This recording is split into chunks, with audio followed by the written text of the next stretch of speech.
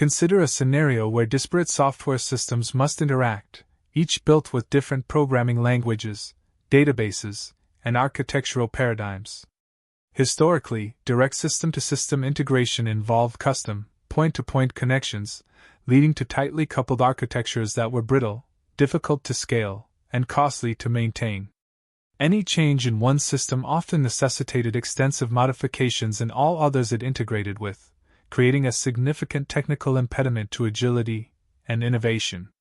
This challenge stemmed from a lack of standardized communication protocols and a clear interface definition.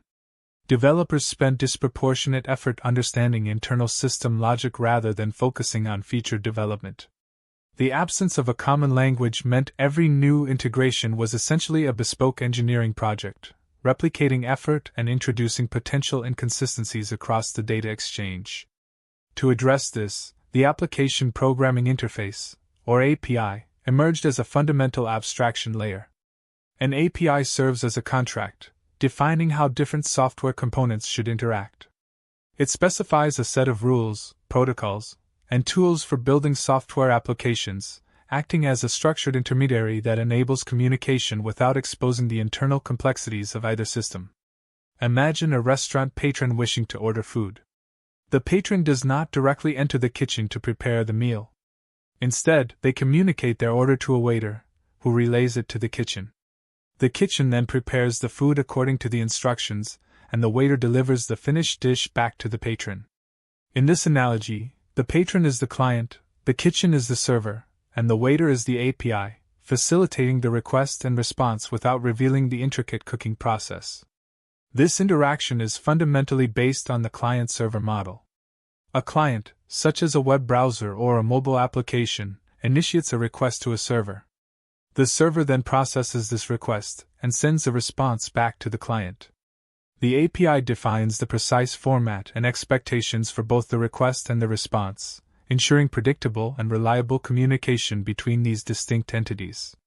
Communication over an API typically employs HTTP methods to indicate the desired action on a resource. A GET request retrieves data from the server. A POST request submits new data. PUT updates existing data, while DELETE removes data. These methods provide a standardized verb set for interacting with server-side resources, clearly articulating the client's intent. Each specific piece of information or functionality exposed by an API is called a resource, accessed via a unique Uniform Resource Locator, or URL, known as an endpoint. For instance, /users might represent a collection of user data, while /users/ID refers to a specific user. The combination of an HTTP method and an endpoint precisely defines the operation to be performed and the data it concerns. The actual data payload exchange between the client and server is commonly formatted using JSON, JavaScript Object Notation, or XML, Extensible Markup Language. JSON, with its human-readable and lightweight structure, name, Alice, age 30, has become the de facto standard due to its simplicity and ease of parsing by various programming languages. XML offers similar capabilities but with a more verbose syntax. In more complex architectures, an API gateway acts as a single entry point for multiple APIs. It handles request routing, composition, and protocol translation, providing a layer of abstraction and management for back-end services. This gateway can enforce policies, manage security, and offload common tasks from individual services, centralizing control over the API landscape.